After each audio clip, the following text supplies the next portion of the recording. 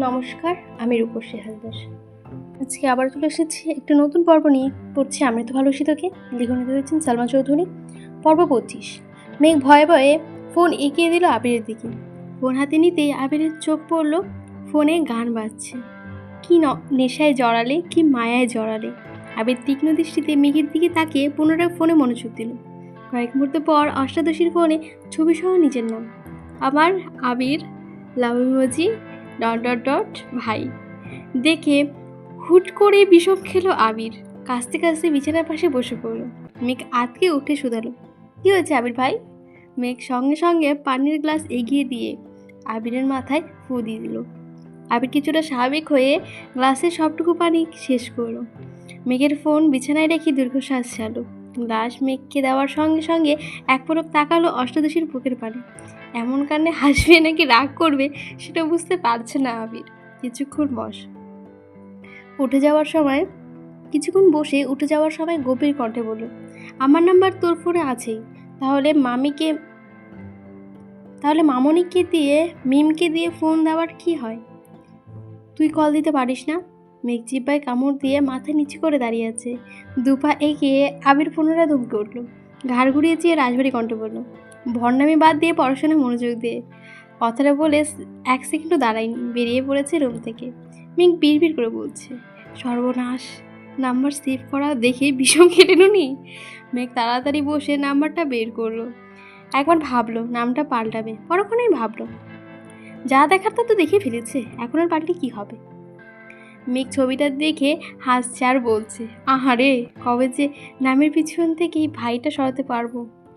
কিছুদিন পর আলী আহমেদ খান আর মোজাম্মেল খান অফিসের কাজের ফাঁকে গল্প করছিলেন। গল্পটা ঠিক দু ভাই নিজেদের সুখ দুঃখের কথা শেয়ার করছিলেন। মোজাম্মেল খান আর আলী আহমেদ খান ছোট থেকেই বন্ধুর মতো, এখন যেমনটা তানভীর আর আবিরের সম্পর্ক।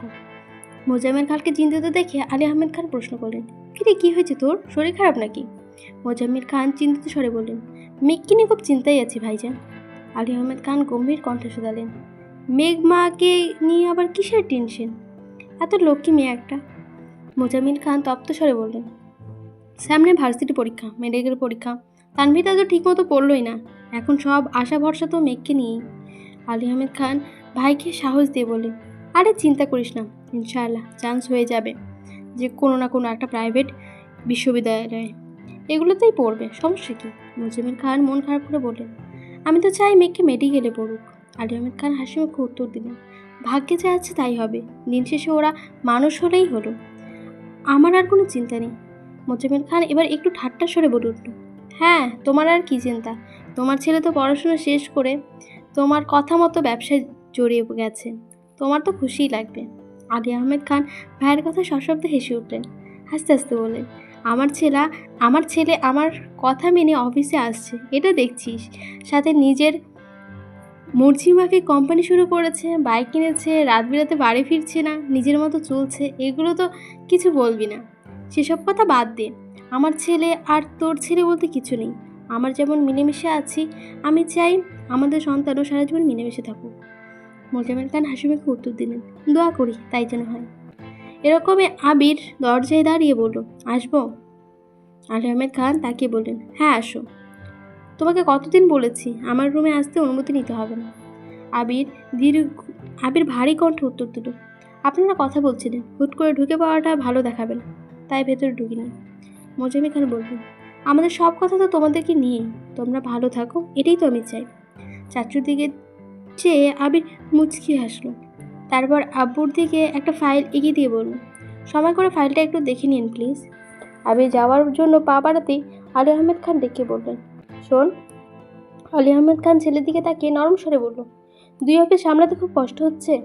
আবির মৃদু হেসে উত্তর দিল, না সমস্যা নেই, কষ্ট না করলে আপনাদের মতো সাকসেসফুল কীভাবে হব? আলী আহমেদ খান নিঃশব্দে হেসে বললেন, সব বাদ দিয়ে কাজ করলে তো হবে না, নিজের যত্ন নিতে হবে তো। অফিস তো শেষই, বাসায় যাবে না? আবির ঠান্ডা কণ্ঠে বলল, 5 থেকে 10 মিনিট পর বেরিয়ে যাব।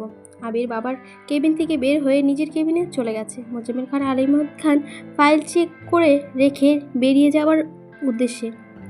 ড্রাইভার গাড়ি নিয়ে আস্তে আস্তে আলী আহমেদ খান হঠাৎই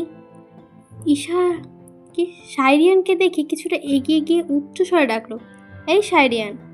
শায়রিয়ান কাছেই একটা দোকানে কি কিনতে এসেছিল। আলী আহমেদ খানকে দেখে এগিয়ে এসে সালাম দিয়েছে। আলী আহমেদ খান সালামের উত্তর দিয়ে বললেন, কেমন আছো তুমি? শায়রিয়ান হাসি মুখে বলল, জি আলহামদুলিল্লাহ ভালো, আপনারা কেমন আছেন? দুই ভাই সমরণে বলে উঠল, আলহামদুলিল্লাহ ভালো। আলী আহমেদ খান সাবেক কণ্ঠে প্রশ্ন করল, তুমি যে অসুস্থ ছিলে, সুস্থ হয়েছ? শায়রিয়ান মনে মনে বিড়বিড় করে বলল, ছেলে মেয়েরে হাসপাতালে পাঠিয়েছে আর এখন বাপ এসে খবর নিচ্ছে, ভালোই। আলী আহমেদ খান পুনরায় বলে উঠলেন, তুমি তুমি যদি বলতে আমাদের বাসা দূর হয়ে যায় তোমার জন্য আমি পেমেন্ট বাড়াতাম, কিন্তু তুমি তো কিছুই জানালেও না। শায়রিয়ান শুধু বলছে, না মানে। অমনি চোখে পড়েছে অফিসের গেটের সামনে দাঁড়ানো আবিরের দিকে। চোখ রাঙিয়ে তাকিয়ে আছে শায়রিয়ানের দিকে। মোজাম্মেল খান গম্ভীর কণ্ঠে বলল, কি হলো? শায়রিয়ান ঢোক গিলে ধীর কণ্ঠে জানালো, অসুস্থ ছিলাম তাই যেতে পারিনি। এটা কি আপনাদের অফিস আঙ্কেল? আলী আহমেদ খান হাসি মুখে উত্তর দিল, হ্যাঁ, আসো ভেতরে আসো, চা কফি খেয়ে যাও। শায়রিয়ান মাথা নেড়ে না করলো আর মনে মনে বলল, আগে জানলে এই রাস্তায়ও আসতাম না, আবার অফিসে বসে চা খাবো, আর মায়ের খেতে চাই না। শায়রিয়ান চোখ তুলে তাকাতে দ্বিতীয়বার চোখাচোখি হলো আবিরের সাথে। আবির রাগে কটমট করছে। শায়রিয়ান তাকাতে আঙুল দিয়ে ইশারা করলো চলে যাবে। শায়রিয়ান বাধ্য ছেলের মতো বিদায় নিয়ে সেখান থেকে কেটে পড়ল। আলী আহমেদ খান আর মোজাম্মেল খান ঘুরতে আবিরের হেলমেট পরতে ব্যস্ত হলো। মোজাম্মেল খান আবিরকে দেখে বলে উঠল, ছেলেটাকে মেঘের জন্য টিউটর ঠিক করা হয়েছিল, তুমি আসার পরেই তো পড়াতে গিয়েছিলে, চিনতে পারোনি? আবির গম্ভীর কণ্ঠে উত্তর দিল, কি জানি, খেয়াল নেই। আলী আহমেদ খান ভাইয়ের দিকে চেয়ে জানালেন, ছেলেটা পড়াবে বললে তো পেমেন্ট বেশি দিলেও হতো, রাখা যেত, বলে তো পারতো। আবির ভারী কণ্ঠে বলল, আবির ভারী গলায় কপাল কুঁচকে বলল, ছেলে যদি পড়াতে না চায় তাহলে জোর করার কি আছে? তাছাড়া নতুন টিউটর তো শুনে ভালোই পড়াচ্ছে। আলী আহমেদ খান বললেন, একদিন এসে ছেলেটা আর বাসায় গেল না, কল দিয়ে জানালো 2 থেকে 3 দিন পর, কল দেওয়ার পর। আলী আহমেদ খান বললেন, একদিন এসে ছেলেটা আর বাসায় গেল না, কল দিয়ে জানালোও না, 2 থেকে 3 দিন পর আমি কল দেওয়ার পর বলল অসুস্থ আর পড়বে না, আজ সামনে পেয়েছি জিজ্ঞাসা করলাম আর কি। আবির কণ্ঠ দ্বিগুণ ভারী করে জবাব দিল, ছেলের পড়ানোর ইচ্ছে ছিল না তাই হয়তো জানায়নি। আপনারা এখন এত প্রশ্ন করছেন কেন? এতে বিরক্ত হতে পারে। আলী আহমেদ খান শ্বাস ছেড়ে বললেন, তাও ঠিক, কথা তো আজ বললামই, আর তো কথা বলা দরকার নেই। আলী আহমেদ খান আর মোজাম্মেল খান গাড়িতে উঠে বাসার উদ্দেশ্যে চলে গেছে। আবির নিজের অফিস থেকে ঘুরে ঘণ্টাখানেকের মধ্যে বাসায় এসেছেন। আবিরের বাইকের শব্দে মেঘ ব্যালকনিতে ছুটে আসে। অনেক দিন ছাদে যাওয়া হয় না। মেঘ মনে মনে ভাবছিল আবির ভাই আসলে চাবি নিয়ে ছাদে যাবে। মেঘ নিজের রুম থেকে বের হয়ে আবির ভাইয়ের দিকে দুর্বৃত্ত দৃষ্টিতে চেয়ে আছে। পলক পড়ছে না একটি বারো। আবির মেঘের কাছে এসে একবার তাকিয়ে সঙ্গে সঙ্গে দৃষ্টি নামালো। পকেট থেকে একটা কিটক্যাট চকলেট বের করে মেঘকে দিল। মেঘ চকলেট নিয়ে মাথা নুয়ে মুছিয়ে হাসলো। নিজেকে স্পেশাল কেউ মনে হচ্ছে। আবির চলে যাচ্ছে তৎক্ষণাৎ মেঘের মনে পড়ে গেল চাবির কথা। মেঘ ততুষ্ট হয়ে ডাকলো, আবির ভাই। আবির রুমের দিকে যেতে যেতেই বলল, মেঘ একগাল হেসে বলে, ছাদে যাব, চাবিটা কি দেওয়া যাবে? আবির গরুবার কণ্ঠে বলল, নিয়ে যায় এসে। মেঘ দ্রুত নিজের রুমের দিকে গিয়ে চকলেটটা লুকিয়ে রেখে মোবাইল নিয়ে বের হয়েছে। আদি চকলেট হোক আর চিপসই হোক খেয়ে ফেলে। এজন্য মিম আর মেঘ প্রিয় জিনিসের বা খাবারগুলো লুকিয়ে রাখে যাতে আদি নিতে না পারে। মেঘ চাবি নিয়ে তালা খুলে ছাদে চলে গেছে। বিকেলের রোদে গাছে থাকা ফুলগুলো জ্বলজ্বল করছে। ইদানিং প্রতি রাতেই বৃষ্টি হয়, কিন্তু দিনের বেলা আর রেশমাত্র থাকে না। মেঘ কয়েকটা গাছের পাতা আর অবাঞ্ছিত ডালপালা কেটে হাত ধুয়ে ছাদে হাঁটছিল। 10 থেকে 15 মিনিট পর আবির একটা সেন্টু গেঞ্জি আর লুঙ্গি পরে ছাদে এসেছে। আচমকা আবির ভাইকে দেখে কিছুটা ভয় পেয়েছে, তবে দেশে ফেরার পর এই প্রথমবার আবির ভাইকে লুঙ্গিতে পরা দেখল। মেঘ দাঁত খিলিয়ে হেসে উঠল। হাসি যেন থামছেই না, বরং হাসির তীব্রতা ক্রমশ বেড়েই যাচ্ছে। আবির কপাল কুঁচকে তাকালো। আবিরের চাউনিতে মেঘ চিবুক নামিয়ে মুখে হাত চেপে হেসেই যাচ্ছে। আবির কপাল কুঁচকে প্রশ্ন করল, এভাবে হাসিস কেন? মেঘের সরল স্বীকারোক্তি, আপনাকে দেখে হাসি পাচ্ছে। আবির বিরক্ত হয়ে বলল, এভাবে হাসছিস যে তোর টানারা ধরবে না? আকস্মাৎ মেঘের মুখ বন্ধ হয়ে গেল, ঘাড় ঘুরিয়ে এদিক সেদিক তাকিয়ে দেখছে। মেঘের কাণ্ড দেখে আবির মুচকি হেসে ছাদের কর্নারে সিঙ্গেল সোফায় গিয়ে বসে পড়েছে। সূর্যের আলো ধীরে ধীরে কমতে শুরু করেছে। মেঘ সঙ্গে সঙ্গে চুল বেঁধে মাথায় ঘোমটা টেনে ধীর পায়ে আবিরের কাছে এসে দাঁড়িয়ে পড়েছে। আবির ফোনে কথা বলছে আর মেঘের রেলিং এসে দাঁড়িয়ে একদৃষ্টিতে আবির ভাইকে দেখছে। প্রথম দেখে হাসলেও এখন মেঘের ভালোই লাগছে। শক্তপোক্ত উন্মুক্ত বাহু দেখেই মনে হচ্ছে জিম করে এমন বডি বানিয়েছে। প্রশস্ত বুকের নখগুলো হালকা হালকা দেখা যাচ্ছে। আবির ভাইকে এভাবে দেখে মেঘের বুকের ভেতর ধুকপুকুর শুরু হয়ে যাচ্ছে। আবির ভাইয়ের হাতে মেহেন্দি দেওয়া থাকলেও এখন নতুন জামাই লাগছে। এইভাবে ভাবতেই মেঘের মুখ লজ্জায় লাল হয়ে গেল। আবির ভাইয়ের শ্যামলা বলের মুখোশটি সর্বক্ষণ মেঘের মস্তিষ্কের ঘুরপাক খায়। চোখ বন্ধ করলেই সে তামাটের চেহারা চোখের সামনে ভেসে ওঠে। মেঘ বিড়বিড় করে বলল, ডুবে ডুবে ভালোবাসি, আপনি না বাসলেও আমি বাসি। মেঘ চুপি চুপি আবির ভাইয়ের 2 থেকে 3টা ছবি তুলে নিয়েছে। আবির কল কেটে মেঘের দিকে চেয়ে ঠান্ডা কণ্ঠে বলল, এখানে দাঁড়িয়ে আছিস কেন, রুমে যা। মেঘ আলাদি কণ্ঠে বলল, একটু থাকি না প্লিজ। আবির আর কিছু বলল না। আলাদি কণ্ঠে মেঘ কিছু বলে আবির কখনোই না করতে পারে না। এই সেই ললনা যাকে সামান্যতম আবদারও আবির ফেলতে পারে না। আবির সমস্ত পৃথিবী একদিকে আর অন্যদিকে তার স্প্যারো। আবির চোখ বন্ধ করে সোফা হেলান দিয়ে বসে আছে। বেশ খানিকক্ষণ সময় মেঘ ভাইকে সরু চোখে নিরীক্ষণ করে ধীর কণ্ঠে শুধালো, আবির ভাই। আবির চোখ বন্ধ করে জবাব দিল, আবির উন্মুক্ত কণ্ঠে শুধালো, আপনার কি মন খারাপ? আবির মেঘের দিকে তাকিয়ে মুচকে এসে উত্তর দিল, কই না তো।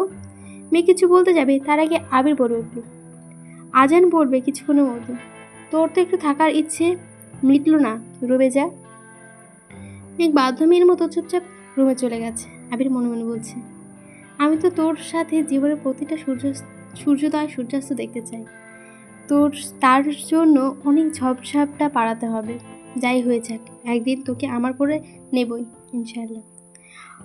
হঠাৎ এক বৃহস্পতিবারে মেঘ আর বন্যা কোচিং থেকে বের হতেই দেখতে পেল আবির ভাই বাইকের সামনে দাঁড়িয়ে আছে।